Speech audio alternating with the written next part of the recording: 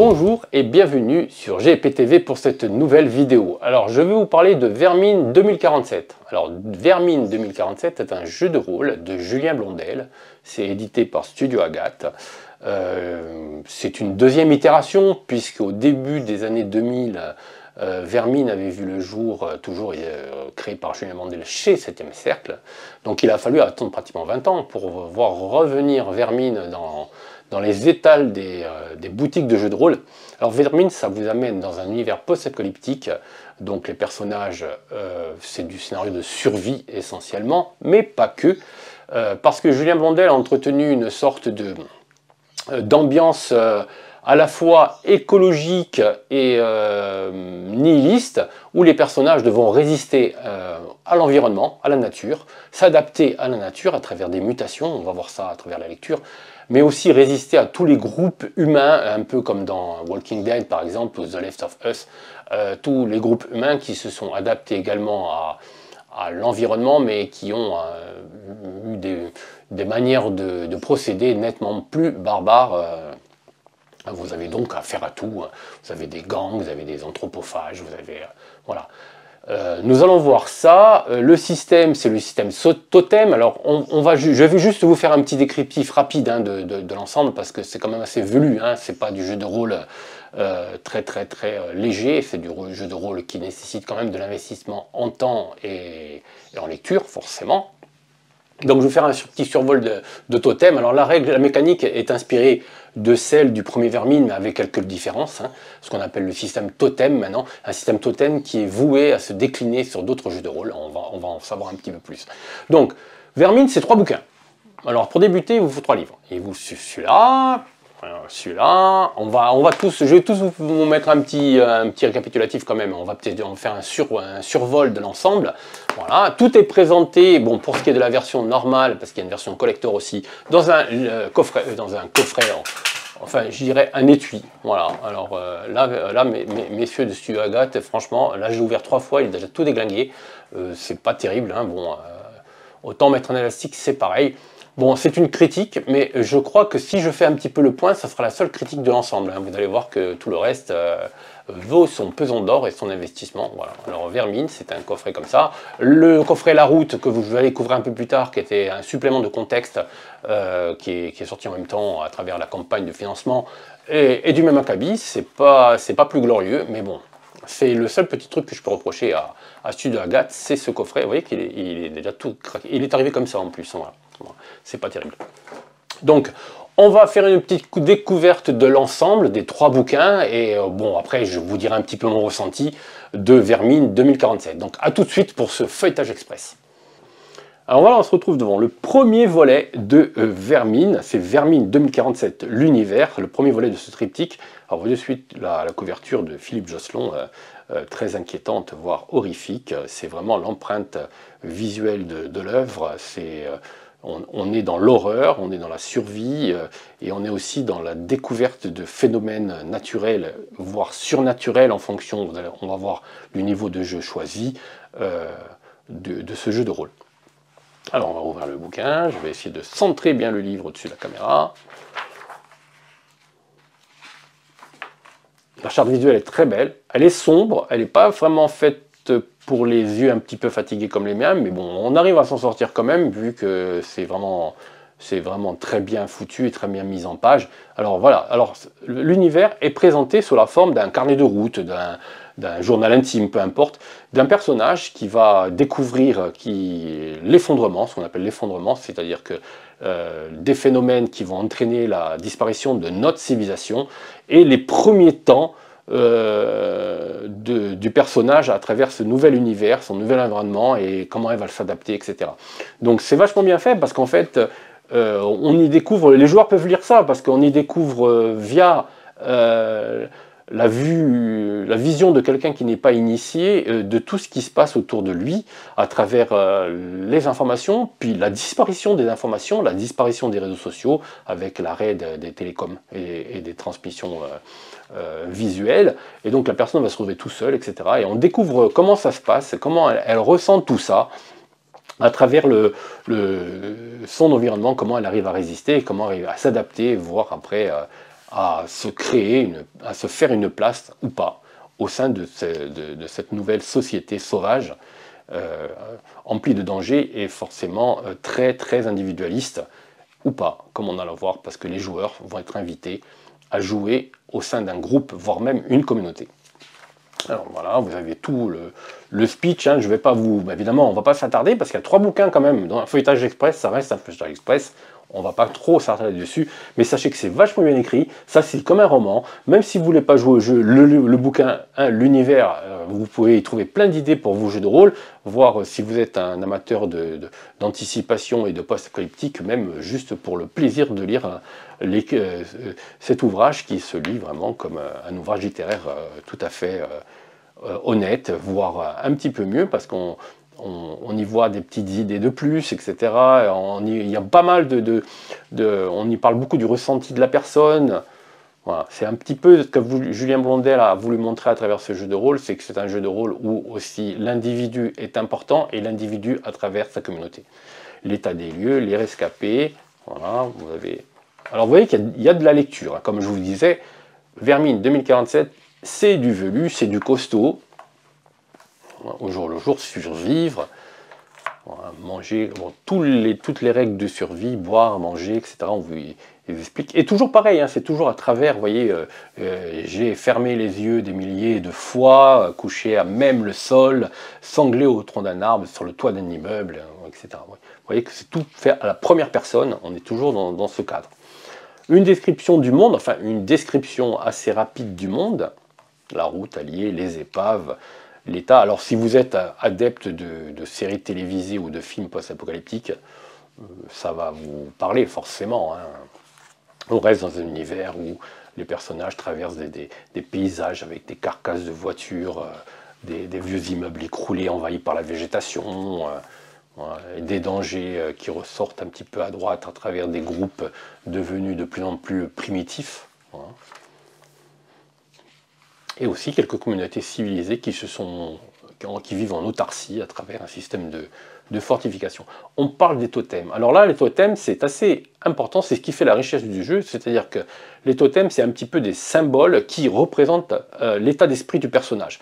Attention, ce ne sont pas, on n'est pas dans la magie, même s'il y a du chamanisme, on va le découvrir un peu plus loin, on n'est pas dans la magie, les totems, ce ne sont pas des pierres que vous allez invoquer pour avoir tel ou tel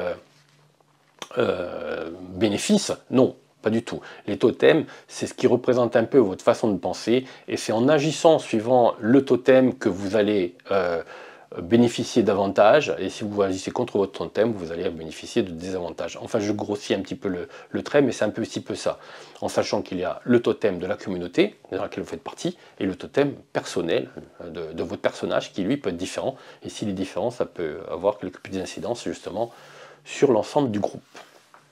Voilà, donc là, vous avez toute la description des totems. Alors, on voit que l'écriture, c'est très très riche. Les rumeurs, les différentes rumeurs. Je ne vais pas dévoiler parce qu'en fonction du meneur du jeu, il va plus ou moins choisir de vous faire découvrir des choses, mais en sachant que la plupart des personnages que vous allez interpréter sont un petit peu avisés de toutes ces rumeurs, les connaissent plus ou moins, de tout ce qui s'est passé, ou vrai ou faux, évidemment, puisque c'est des rumeurs, voilà, et sur l'environnement.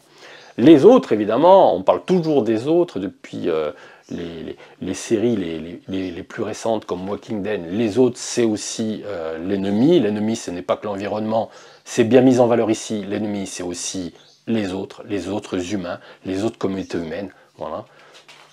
Parler, approcher, contacter, et en même temps, il va forcément devoir, pour les personnages, à un moment ou à un autre, pour se ravitailler, etc., pouvoir accepter de prendre le risque de contacter les autres. Voilà.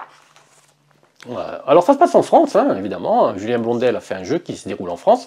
Bon, évidemment, vous pouvez jouer dans n'importe quel pays de votre choix, mais tout est fait pour que vous puissiez jouer en France. Toutes les informations y sont. Voilà. Enfin, ministère de la Défense, vous voyez, etc. Ouais. Comment a réagi le gouvernement suite à tout ça? Là, vous avez la description actuelle du paysage. Alors, vous avez le Nord, vous avez les Vosges, voilà, vous avez le Saumon-Roi, la région parisienne, avec toutes ces zones rouges qui sont des zones hyper dangereuses, inexplorées. La France, les survivants, différentes lettres de type administratif, la police, etc. Donc vous voyez que c'est très rigoureux à travers la création en fait. Julien Blondel a voulu faire créer un univers très réaliste pour que les personnages et les MJ aient une base solide pour développer leurs histoires. Tout est prévu, en sachant évidemment que vous pouvez prendre tout ce que vous voulez et broder dessus. Hein, voilà. Vous voyez plein de lettres, etc., que les joueurs pourront peut-être retrouver au sein de leurs aventures dans différents ministères, hein, dans des vieilles archives, etc. Voilà. Toutes les ordres de mission aux militaires ou à la police. Voilà. Vous avez un paquet quand même. Hein. Tout ça, c'est un immense réservoir d'idées, une immense boîte à outils pour le meneur de jeu qui va pouvoir y soutirer plein d'informations pour construire ses scénarios et pouvoir arriver à avoir une cohérence dans les événements qui se déroulent autour des personnages. La faune et la flore, évidemment, elle a évolué, elle a muté. Différentes explications pour ces mutations, hein. Et les mutations concernent aussi les humains. Là, vous avez la faune et la flore en 2047, et les principaux insectes. Alors, le termite cracheur de colle, le frelon hirsute, les hyènes tachetées. Bon. On est dans un univers post-apocalyptique empli de transformations, avec un paysage français qui est à la fois familier pour les personnages et complètement différent. Ouais, un petit peu à la Fallout, si vous voyez ce que je veux dire. Les fourmis maraudeuses, les punaises diaboliques. Sauf que là, l'explication n'est pas forcément une explosion nucléaire, une guerre nucléaire. Le parasite, l'hyposode mange-langue. Les illustrations sont franchement, absolument géniales. Ce bouquin est magnifique. J'adore. Franchement, c'est très subjectif ce que je suis en train de dire, mais franchement, j'ai trouvé ça génial. Hein. C'est très sérieux, même le baron de Komodo, hein, vous voyez. Les symbiotes, alors les symbiotes, évidemment, vous savez ce que c'est ou pas, je ne sais pas. Bon, si vous ne savez pas ce que c'est des organismes qui ont besoin d'un autre organisme pour se développer et survivre, et à travers un échange de services, dirons-nous. Voilà. Voilà, vous avez plein de symbiotes. Les horreurs. Il faut savoir que vous pouvez jouer à Vermine, et c'est détaillé après dans les autres bouquins, à Vermine au niveau... Voilà, ça c'est fini pour Vermine 247, l'univers. Voilà. Il faut savoir que vous pouvez jouer à Vermine dans 3 types de jeux. Voilà, les 3 types de jeux, du plus, disons, réaliste, où il y a le moins de mutations, etc. Donc on est plus dans un univers post-apocalyptique très années 50, jusqu'à un univers post-apocalyptique complètement apocalyptique, où vous avez des créatures de 20 mètres, etc. Où là on atteint un niveau plus... Il y a 3 niveaux, et en fonction de chaque niveau, on va voir qu'à travers les autres bouquins, vous pouvez adapter tout à fait les personnages et les scénarios. Le deuxième livre, c'est le groupe. Alors, il faut savoir que dans Vermine 2047, la notion de groupe est très importante. Les joueurs vont former un groupe. Ce groupe devra adhérer à une certaine cohérence d'attitude, de comportement, voire même de moralité. Et en fonction des agissements des personnages, ils pourront avoir accès à des réserves de dés. Alors, c'est le système totem. On va rapidement passer dessus. C'est pas très compliqué, en fait. C'est riche, mais pas très compliqué.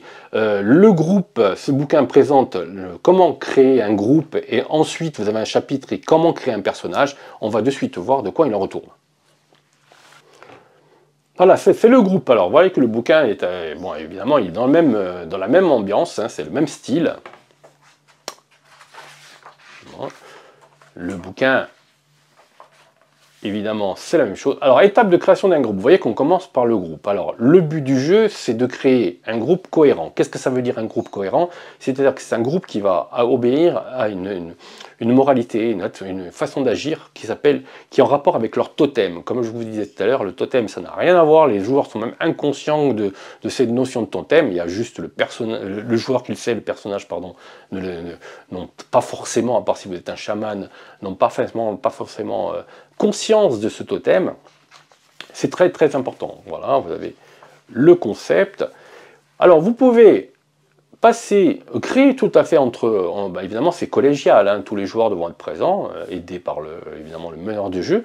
Vous pouvez créer votre groupe de manière très très naturelle, c'est-à-dire vous discutez entre vous, vous créez le groupe en répondant à différentes questions, donc, qui sont ici, qu'on va voir. Ou vous pouvez passer par des tables aléatoires si vous n'avez pas d'idée ou si les gens ne sont pas d'accord. Donc d'abord, c'est où vivons-nous? Ça peut taper dans un hangar d'aérodrome. Vous lancez 2d10, un hangar d'aérodrome rongé par l'humidité, par exemple. Voilà, vous voyez que c'est très très simple à la base, hein. Les rencontres, comment les personnages se sont rencontrés. Vous avez aussi une table. Alors c'est conceptuel, hein, comme je vous disais, vous pouvez faire, les joueurs ne sont pas obligés de suivre à la lettre ce système de création, hein. Les ennemis principaux et les alliés, voilà, vous pouvez vous inspirer de ce que vous avez vu, de ce que vous aimez, ou alors passer par cette table. Le totem, alors vous voyez que les totems, vous avez un récapitulatif ici. Le prédateur, le charognard, le symbiote, le parasite, le bâtisseur, la horde, la ruche, le solitaire. Chaque totem va vous donner des instincts et des interdits. En fonction de vos attitudes, vous allez pouvoir gagner ce qu'on appelle des dés de réserve ou en perdre. C'est-à-dire que si les personnages n'agissent pas suivant les instincts, vous allez perdre des dés. S'il agit, vous allez en gagner. Si un membre du groupe brave un interdit, vous allez perdre des dés aussi de réserve. On va voir ce que c'est les dés de réserve, ne vous inquiétez pas, on va le voir, c'est un peu plus loin. Donc le prédateur, par exemple, c'est le totem emblématique. Le prédateur a toujours été l'un des plus répandus dans le règne animal, et il reste de loin celui qui influence le plus grand nombre d'espèces aujourd'hui. Donc, quels sont les instincts? C'est triompher, relever un défi, prendre l'initiative, atteindre un objectif. Le groupe va choisir un ou plusieurs instincts, bon, je ne rentre pas dans les détails, et il va aussi choisir des interdits. Donc, par exemple, parmi les interdits, c'est fuir, abandonner, renoncer et faire preuve de lâcheté. Ça, c'est les interdits de ce totem. Et vous avez les instincts qui est triompher, relever un défi, prendre l'initiative ou atteindre un objectif. Voilà. Le caractère, c'est déterminé, implacable, courageux, déterminant. Le totem opposé, c'est le charognard. Voilà. Tout ça, ça va vous donner une façon, ça va à la fois vous donner des règles pour mener vos parties, mais ça va vous aussi déterminer un petit peu quel est l'état d'esprit de votre groupe. Donc pour choisir un totem, il faut que tous les joueurs soient là, que toujours discutent et qu'ils soient d'accord. Parce qu'après, il va falloir créer les personnages, et il va falloir peut-être éviter que le personnage soit en contradiction avec le totem du groupe, car ça pourra entraîner des conflits. Ça peut être assez intéressant au niveau scénaristiquement, parti, mais ça peut engager le groupe de personnages dans des situations délicates, voire dangereuses. Voilà. Donc là, vous avez plein de totems. Voilà.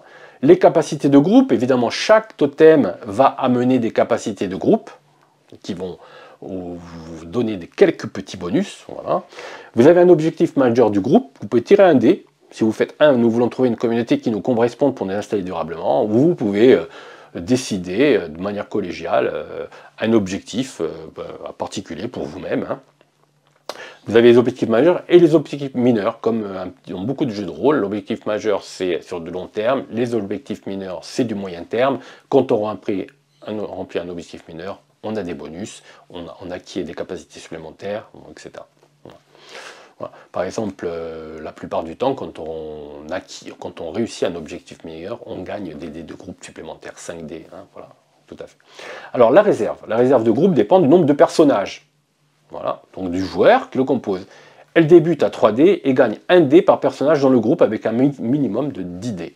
Donc il va y avoir une petite réserve au centre. Quand les joueurs vont lancer des dés, si les autres joueurs sont d'accord, ils vont pouvoir vous permettre d'utiliser des dés de réserve, en sachant que c'est très important, qu'ils vont peut-être mieux les réserver pour des occasions vraiment beaucoup plus importantes. Ça, c'est les dés de réserve de groupe, parce qu'il va y avoir aussi des dés de réserve individuels.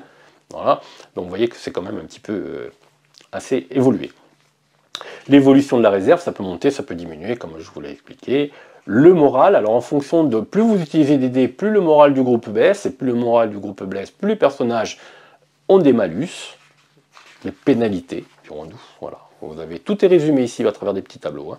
Vous avez la réputation aussi du groupe. Bon, au début, ça démarre assez bas. Hein. C'est les proches, par exemple. Il n'y a que ceux qui vous entourent qui vous connaissent. Après, ça va vous permettre de grimper un petit peu, d'augmenter votre réputation, qui va vous à la fois être parfois positif, parfois négatifs. Voilà.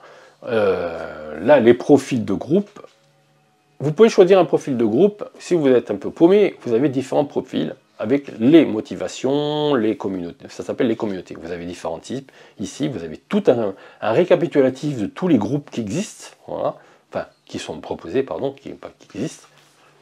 Et là, vous avez leur description. Par exemple, la meute, c'est l'objectif déterminer les ressources d'un territoire et en défendre les tributaires. Les compétences, c'est trace et vigilance. Donc ça veut dire que si vous choisissez ce groupe-là, vous allez avoir des bonus de compétences en trace et en vigilance. Les confréries, ça c'était, là on avait passé, c'était les communautés. Donc à chaque fois vous avez des petits trucs. Hein. Communauté, vous avez la forteresse, le havre, la meute et la nuée. Dans les confréries, vous avez le culte, l'église, les elfes et l'ordre. Alors les elfes, on n'est pas dans le fantastique, hein. C'est un réseau d'individus qui prônent la préservation de l'environnement. C'est les écolos, quoi, voilà, en gros. Hein. Vous avez les corporations, artisans, marchands, mercenaires, messagers. Et vous avez les émissaires, avec les ambassadeurs, la légion, les naufragés, les pèlerins, les familles, à travers les familles. Alors vous avez à chaque fois un descriptif général et après des spécificités, le cerf, le clan, la lignée, la tribu. Les capacités de totem de groupe, c'est comme je vous disais, quand vous prenez un groupe, vous avez acquis des capacités avec des différents niveaux, on va voir comment ça marche. Le prédateur, quand il est niveau 1, c'est alpha, quand il est niveau, après vous avez le niveau du groupe, en sachant qu'en fonction du jeu que vous avez choisi, vous ne pouvez pas atteindre certains niveaux. Niveau 1, c'est vraiment tout le monde peut acquérir ces capacités. Par exemple, si vous passez par exemple ici au niveau 3, niveau de groupe, les monarques de l'apocalypse, comme ça l'indique, vous pouvez jouer qu'au niveau apocalyptique. Le charognard, vous voyez qu'il y a un grand choix, donc ça permet d'avoir quand même franchement des groupes très très différents en fonction des choix des joueurs, de leurs préférences, évidemment guidés par le meneur de jeu qui va leur conseiller en fonction de la campagne ou du scénario qui veut le faire jouer. Hein. Voilà, pour cueilleur, voilà, vous avez différentes...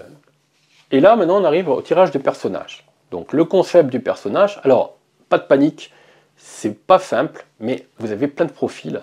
Donc, si vous n'arrivez pas à trouver vos profils, enfin, un profil qui vous convient, franchement, vous êtes vraiment difficile, hein, parce qu'il y en a vraiment qui sont beaucoup qui sont proposés et qui est un peu plus loin, vous allez voir. Alors, ici, déjà, quand je suis né, vous avez le même principe de création, hein, quand je suis né, alors vous pouvez tirer un dé, vous pouvez choisir qu'est-ce que je fais, quel est mon trait de personnalité dominant, alors vous pouvez les tirer aussi, hein, pas de problème.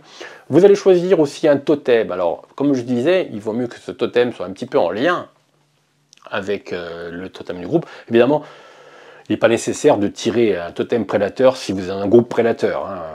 Déjà, si vous avez plusieurs prédateurs dans un groupe prédateur, à un moment donné, il va même avoir un conflit pour savoir qui va être le chef de ce groupe, parce que tous les deux vont vouloir, tous les personnages prédateurs vont peut-être avoir envie à un moment donné de prendre la direction du groupe.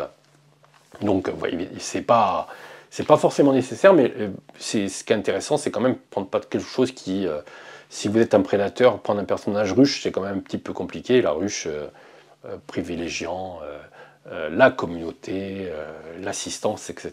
Voilà. Donc là, vous avez pareil, les interdits et les instincts. Le personnage, c'est pareil, il va choisir plusieurs instincts et un interdit. Voilà. Donc au début, vous choisissez un instinct, par exemple, toujours frapper le premier, et un interdit. Jamais achever un ennemi vaincu. Voilà. En fonction de vos actions, si vous réagissez à votre instinct ou franchissez un interdit, vous allez avoir plus ou moins de pénalités. Après, vous allez perdre des dés, ce qu'on appelle des dés.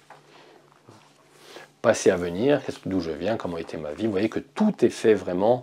Vous pouvez toujours pareil, vous pouvez tirer des dés ou vous pouvez choisir avec le meneur du jeu. Alors maintenant, on va passer aux caractéristiques à proprement parler. Il y a 8 caractéristiques. Chaque caractéristique est définie par des dés. Donc là, ils vous disent, vous disposez de 8 dés à répartir dans la fiche de personnage. C'est-à-dire que dans ces 8 caractéristiques, vous allez répartir vos 8 dés. Voilà. En sachant que le valeur maximum de chaque caractéristique est de 3D, et vous ne pouvez pas mettre non plus 0D, quoi. Donc c'est entre 1 et 3D, vous dispatchez un petit peu partout où vous voulez, en fonction du personnage que vous voulez créer, vous allez voir que ça va définir comment votre personnage va agir quand il va faire une action. Donc là, vous avez des exemples, hein. Par exemple, vous avez 2 dés de vigueur, 1 dé de santé, 1 dé de savoir, 1 dé de perception. Voilà. Il vous explique que c'est un petit personnage qui s'appelle Séverine, la joueuse choisit ce personnage-là. Donc les compétences, après les caractéristiques, vous avez des compétences. Voilà. Alors, le nombre de compétences que possède votre personnage sont déterminés par l'âge du personnage. Si c'est un ancien, vous voyez qu'ici, un adulte, jeune adulte ou ancien, voilà, vous avez ici de combien de compétences vous allez disposer.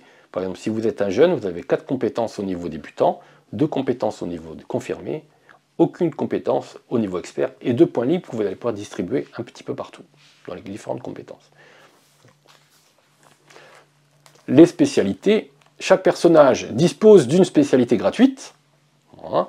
La spécialité, il faut qu'il soit dans un domaine de prédilection de niveau confirmé minimum. C'est-à-dire qu'on ne peut pas mettre, comme vous voyez ici, vous ne pouvez pas mettre, si vous avez débutant, il faut que ça soit au moins confirmé, donc 2 dans votre compétence pour pouvoir choisir une spécialité qui soit en lien avec cette compétence.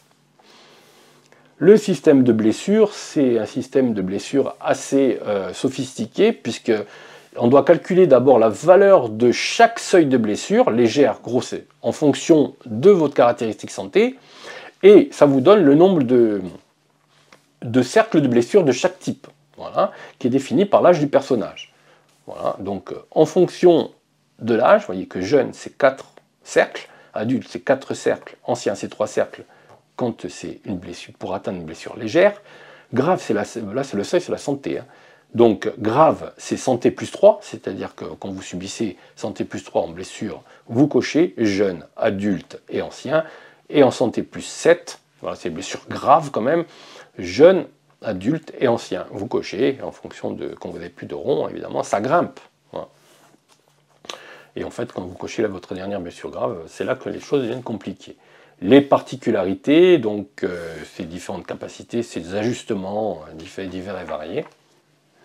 Vous avez ici un récapitulatif des capacités, armes optimisées, compartiment du malbar. Alors vous avez un petit peu en quoi ça consiste. Par exemple, si vous êtes arme optimisée, vous augmentez de 1 la fiabilité de l'arme, vous augmentez de 1 les traits rapides ou rafales, vous augmentez de 1 les dommages. Voilà.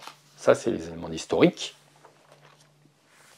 Les traumatismes, alors, votre personnage peut avoir subi des traumatismes.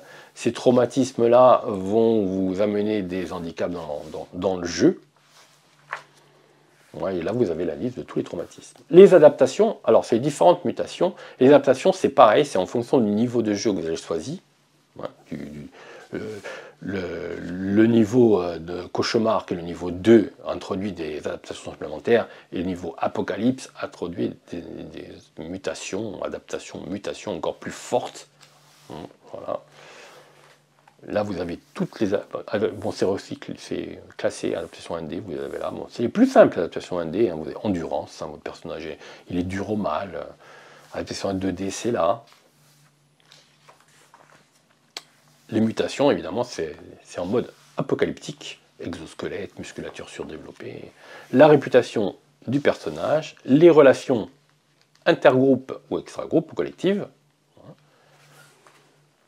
Là, c'est le chaman. Alors, le chaman, c'est le seul personnage qui a du pouvoir magique. Je résume un petit peu là, à travers le jeu. Donc, quand vous jouez un chaman, c'est des règles un petit peu particulières. C'est-à-dire que les points libres que vous pouvez distribuer un petit peu partout, vous êtes obligé de les affecter dans du chamanisme. Donc là, vous avez le totem. Vous êtes obligé de choisir le totem en fonction du chaman. L'origine, les objectifs, les rites. Les rites, c'est les sorts, en fait. Hein. Alors, et là, vous avez la liste, si j'ose dire, la liste des sorts, la liste des rites. C'est pareil, hein, c'est un petit peu en fonction du choix de jeu que vous avez choisi. Votre personnage, il peut, dans l'univers créé par le meneur de jeu, il peut ne pas du tout avoir de chaman, hein, ou il peut en avoir énormément en fonction du style de jeu, qui soit le plus simple jusqu'au plus apocalyptique. Et là, vous avez la liste des profils.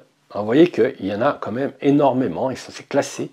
Il y a donc là, si je fais le récapitulatif, il y a 1, 2, 3, 4, 5, 6 archétypes, et dans chaque archétype, il y a 4 profils. Donc on est à 24 quand même profils. Alors si vous n'avez pas trouvé votre bonheur là-dedans, hein, alors on commence par les chasseurs. Parmi les chasseurs, vous avez le dresseur, vous avez l'éclaireur, et vous avez tout détaillé, hein, vous n'avez qu'à reprendre tout ça. Le domaine de prédilection, c'est l'animal. Le débutant, il aura discrétion, environnement, flore, vous choisissez. Hein.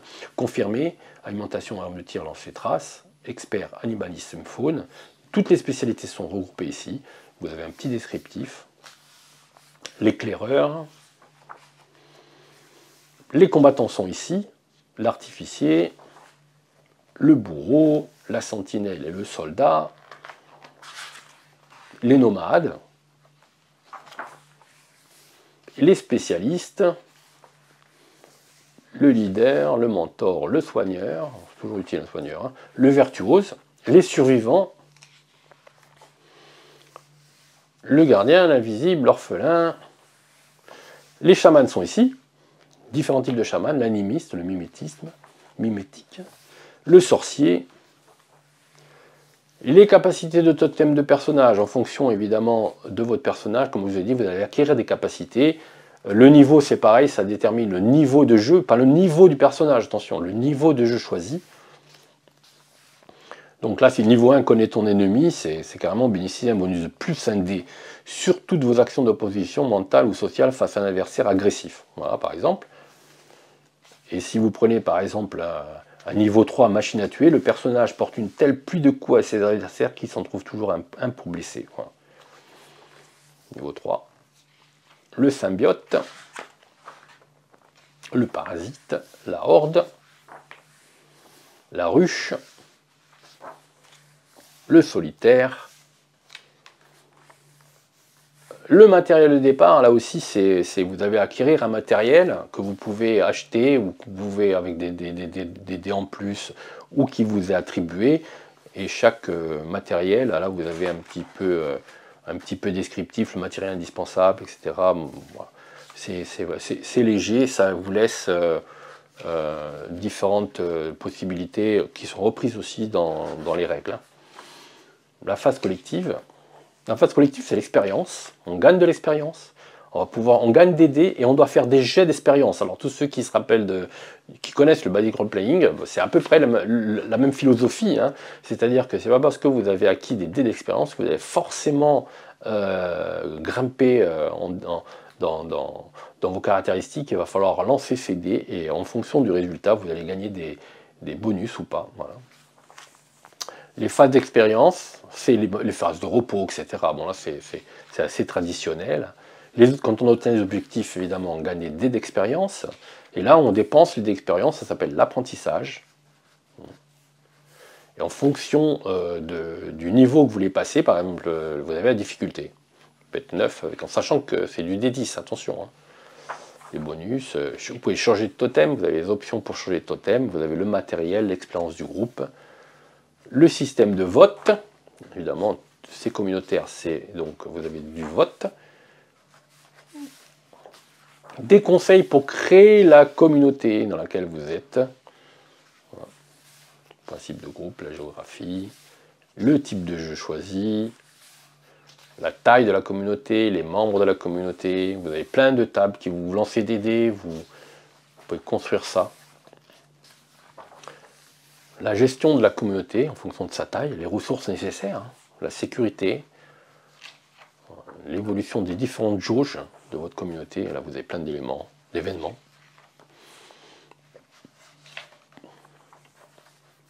Les fiches de perso de la communauté et du personnage. Voilà, vous voyez qu'ici, vous avez les cercles ici, les différents niveaux, le camion des routes. Ouais, c'est pas... On a vu déjà 2 bouquins. Il en reste un.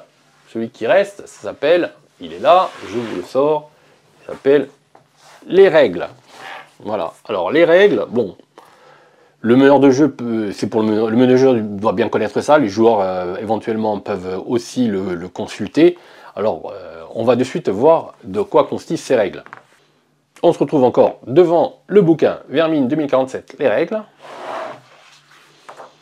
Et là, on vous explique vraiment comment fonctionne le système totem. Bon, le rôle, bon, déjà vous avez l'introduction de base, hein, le rôle du meneur, le rôle des joueurs, les règles de base et les règles avancées. Choisir le mode de jeu, c'est là que ça mine. Vous avez le mode survie, qui vous dit c'est le niveau 1. Vous avez le mode cauchemar, qui est le niveau 2. Et vous avez le mode apocalypse, qui est le niveau 3. En sachant que, comme je vous dis, certaines adaptations ne pouvant être acquises que si vous êtes vous jouez niveau 1. Jamais votre personnage pourra avoir une adaptation au niveau 2. Et jamais il pourra rencontrer une créature de niveau 3, apocalyptique. Hein, voilà. Le système, comme je vous l'ai dit, c'est un système 2D. C'est-à-dire que, ici vous avez tout expliqué, pour tenter une action, vous avez votre caractéristique et vous avez la compétence. Vous lancez un nombre de D10 qui correspond au total entre la compétence et la caractéristique. En sachant que si vous avez une spécialité, vous pouvez bénéficier de bonus. Chaque dé qui atteint la valeur de difficulté, voilà, ici qu'il y a des raisons d'action, vous avez tout qui est fait ici. En fonction de constituer sa main, là vous avez de sa caractéristique, du bonus confié par la compétence utilisable, voilà, du bonus éventuel dominé par le matériel et d'éventuelles dépenses de sa réserve, dépenses de la réserve de groupe. Vous lancez tous ces dés. Chaque dé qui atteint le seuil de difficulté est une réussite, en sachant qu'avec une réussite, normalement ça suffit pour réussir l'action. Là on a fait, je vous ai vraiment fait le résumé, hein. Attention. Là, vous avez les caractéristiques, choisir ces caractéristiques, comme je vous ai dit, comme on l'a vu déjà dans la création de personnages, il y a les 8 caractéristiques, 2 caractéristiques physiques qui sont vigueur et santé, 2 caractéristiques manuelles qui sont précision et réflexe, 2 caractéristiques mentales qui sont savoir et perception, 2 caractéristiques sociales qui sont volonté et empathie. Avec tout ça, vous survolez un petit peu tout ce qui peut, tous les événements qui peuvent surgir dans le jeu. Voilà. Et là, vous avez une évaluation de à quoi ça correspond. Hein. Voilà.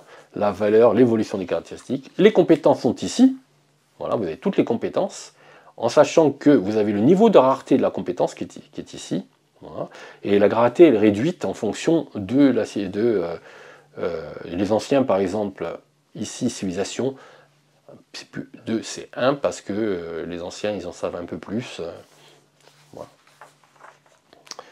L'homme, l'animal, la survie, voilà, vous avez les différents descriptifs de ces compétences, à quoi elles servent en fait, voilà. Quand c'est que vous pouvez les utiliser, dans quelles conditions vous pouvez utiliser le bonus de compétences. Le niveau de maîtrise, en fonction de chaque compétence à un niveau de maîtrise, qui va de débutant à légende, qui va vous permettre d'ajouter des dés à votre jet d'action. Par exemple, si vous êtes niveau débutant, si la compétence correspond à l'action que vous avez faite, vous rajoutez à votre main un dé. Si vous êtes expert, vous allez ajouter 2 dés. Par contre, dès que vous arrivez à un certain niveau, ces dés, vous pouvez même relancer des dés. C'est-à-dire que vous avez des relances de 1 dé, par exemple. Donc plus vous grimpez dans vos compétences, c'est normal, hein, plus vous êtes compétent. Voilà, en gros c'est ça. Bon. Évolution des compétences, comment ça fonctionne, le matériel, parce que le matériel peut vous donner des dés supplémentaires, voilà. Bon, enfin des dés, non, un dé. Même si vous avez plein de matériel qui correspondent, vous pouvez ajouter qu'un seul dé. Hein. L'entraide, le système d'entraide, comptabiliser les réussites, voilà. Alors, si vous faites une seule réussite, vous avez réussi l'action, et plus vous avez réussite, et plus la qualité de l'action est meilleure, quoi. Vous avez les relances. L'utilisation de... Alors, vous avez 2 types de... Vous avez la réserve d'effort, vous avez la réserve de groupe, voilà.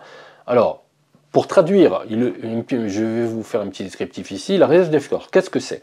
Pour traduire la fatigue, le stress et les ressources physiques du personnage tout au long de l'aventure, le système de Vermine 2047 utilise un principe de réserve, un capital de relance, qui se réduit à mesure que le personnage faiblisse et qui se régénère lorsqu'il prenne du repos. Donc, chaque personnage dispose d'une réserve d'effort qui indique son énergie et ses ressources physiques.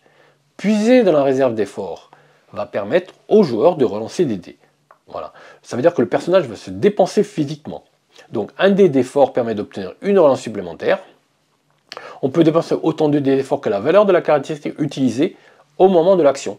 Voilà. C'est-à-dire en tenant compte d'un éventuel modificateur. Ainsi, pour une caractéristique à 2 dés, on peut puiser jusqu'à 2 dés d'effort, donc relancer 2 dés. Contrairement aux dés issus de la réserve de sang-froid, c'est une autre réserve. Vous voyez qu'il y a pas mal de réserves. Hein.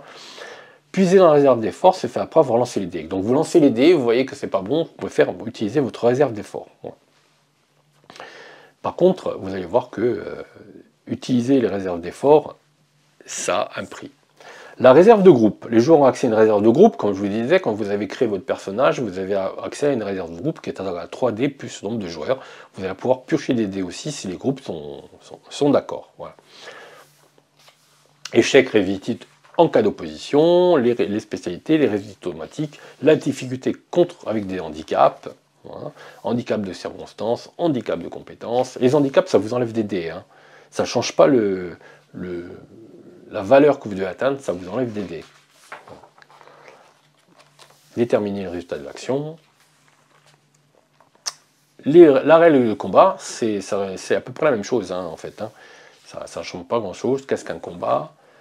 Les tours de combat, l'initiative, la réaction, la description de la situation, les phases d'action. Toujours en difficulté, toujours une valeur de difficulté. Vous regardez le nombre de réussites que vous avez fait pour attaquer votre adversaire en fonction de l'attaque au contact. Par exemple, si l'attaque au contact, c'est toujours utiliser toujours la vigueur en fait. Et c'est une arme de contact, c'est corps à corps. Si c'est une arme de main nue, par exemple, si vous combattez à main nue, c'est le corps à corps. Si vous combattez avec une arme de contact, c'est la mêlée. Et vous avez la difficulté ici. Hein. Voilà. Résolution des attaques. Vous avez les règles avancées de combat avec toutes les possibilités, la charge, la contre-attaque, le désarmement, la décaler, étrangler, immobiliser, retarder son action, exposition. Bon, c'est du classique, hein, mais toujours avec ce système totem hein, qui est un peu particulier, qu'il faut vraiment s'adapter, mais qui finalement n'est pas compliqué. Hein. Il est riche, mais il n'est pas compliqué. Les actions à distance. On arrive au matériel, comme vous avez dit, c'était survolé dans le groupe. Ici, c'est beaucoup plus détaillé. Le matériel qui pouvait amener des dés. Vous avez le système de rareté, évidemment, parce qu'on fouille beaucoup dans ce jeu. Hein. On est souvent en train de fouiller pour essayer de trouver des ressources. Donc la rareté, c'est très important. Alors vous pouvez fouiller vous avez facilité si vous fouillez tranquillement ou si vous fouillez dans des territoires hostiles. Les bonus de matériel. Dans quelles circonstances ce matériel peut vous aider. Les traits d'un matériel, c'est-à-dire qu'il peut avoir des traits hein, rapides, portée, malus, maniable. Ici, vous avez une liste de matériel, quand même, bien conséquente. Voilà, vous avez toute le... Quand vous fouillez, vous pouvez lancer un dé, vous voyez ce que vous trouvez. Hein. Les pannes, comment réparer du matériel, panne de sabotation, évidemment, on est dans la survie, donc il y a beaucoup de règles qui gèrent comment réparer du matériel ou en fabriquer. Voilà, la règle de fabrication, elle peut être simplifiée ou en règle avancée, rassembler des ressources, les armes, pas mal d'armes, les protections, voilà, qui enlèvent des dégâts, l'essentiel, trousse de soins, la bouffe, les objets utiles. Alors, vous avez plein toujours pareil, là on est carrément dans du descriptif d'objets, hein, c'est très très riche. Les véhicules, alors tout ce qui marche pas, quelques véhicules avec la rareté, hein, fiabilité, niveau de fiabilité, distance, carburant, foin, le conseil, voyager léger. Le principe des armes à feu, plus compliqué, c'est souvent de trouver des munitions. Et la conclusion. Le système de gestion de santé avec la réserve individuelle. Alors, il a une réserve de sang-froid, on y vient. Voilà, vous avez la réserve de sang-froid qui indique la capacité du personnage à se concentrer sur ce qu'il réalise. Techniquement, elle permet aux joueurs d'ajouter des dés bonus à leur main pour tenter une action. C'est-à-dire que ça n'a rien à voir avec la réserve d'effort, c'est-à-dire que vous avez un pool de dés, voilà, que vous allez pouvoir utiliser pour améliorer vos actions. Le seul truc, c'est que ça va épuiser ça va entraîner un épuisement psychique, parce que c'est de la concentration. Voilà. La réserve d'effort, on en a déjà parlé. Hein. Voilà. La réserve de groupe, comment utiliser la réserve de groupe? Voilà. Les blessures, les seuils de blessures, et les blessures mortelles, forcément. Froid, chaleur, stress, tout est géré. Le soin, les soins blessures, la récupération, l'hygiène, venin et poison, les antivenins. Évidemment, vous êtes un univers qui est envahi par la vermine et les insectes, hein, donc beaucoup d'insectes venimeux. Les totems. Alors l'influence des totems, là vous avez un récapitulatif de l'influence des totems avec l'instinct, le prédateur, le charognard, le symbiote. Et les dés de totem. Alors, on y vient. Alors, pour se servir des règles d'adaptation, ça c'est dans le cas des règles d'adaptation, les joueurs doivent se munir de dés 10 de couleurs différentes. Une couleur par totem, de façon à pouvoir facilement distinguer les dés humains ou adaptés. Donc ça veut dire que quand vous jouez avec un joueur adapté, vous allez lancer des dés différents des dés humains. Vous allez avoir deux types de dés. Voilà. Utilisez les dés de totem.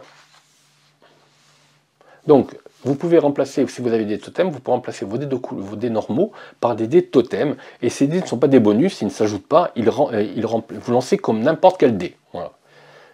Par contre, chaque dé de totem qui obtient une réussite, ça compte comme 2 réussites. Voilà. Les rencontres, PNJ, profil, les créatures, vous avez modificateur de taille, les groupes de créatures.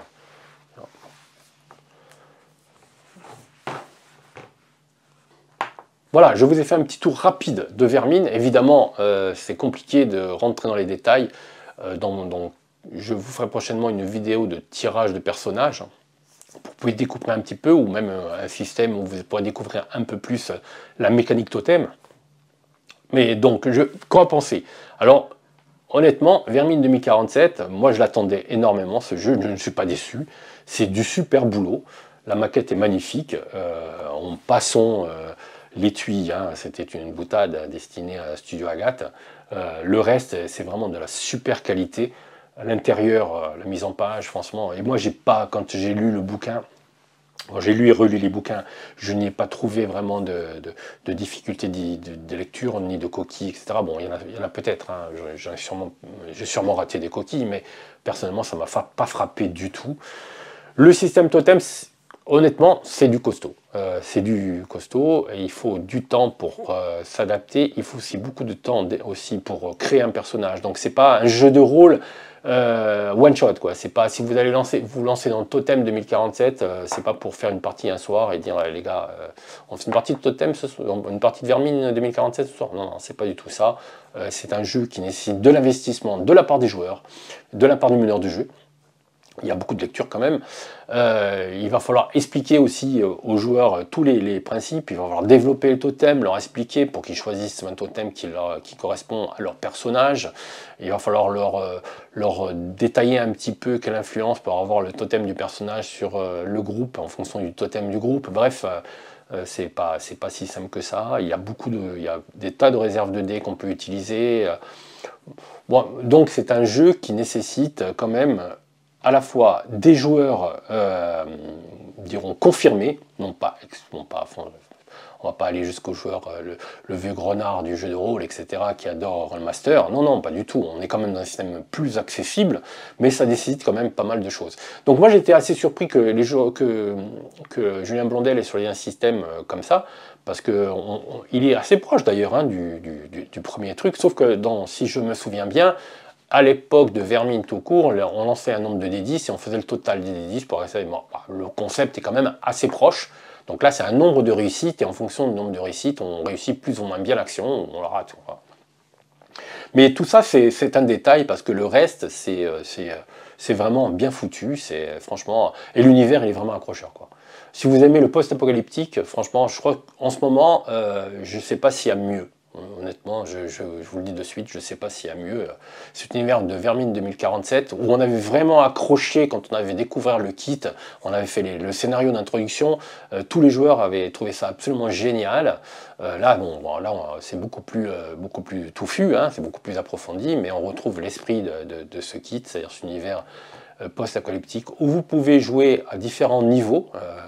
Le niveau apocalyptique, c'est vraiment, on est vraiment dans du gros costaud, etc. Vous allez avoir affaire à des gigantesques scarabées, même de taille comme dans Starship Troopers, ou alors en mort survie, où les interactions humaines, je pense, sont beaucoup plus importantes. Voilà. Vous êtes dans un univers qui est à peine détruit, avec des carcasses de voitures partout, mais où l'adversité, c'est plutôt les autres. Voilà. Donc voilà une petite présentation de Vermine. J'espère que ça vous a donné envie au moins d'en découvrir un peu plus. Donc si vous avez apprécié cette vidéo, n'hésitez pas à la signaler par un petit pouce en dessous, à la partager avec vos amis et si ce n'est pas encore déjà fait, à vous abonner à la chaîne GPTV. Merci et à bientôt.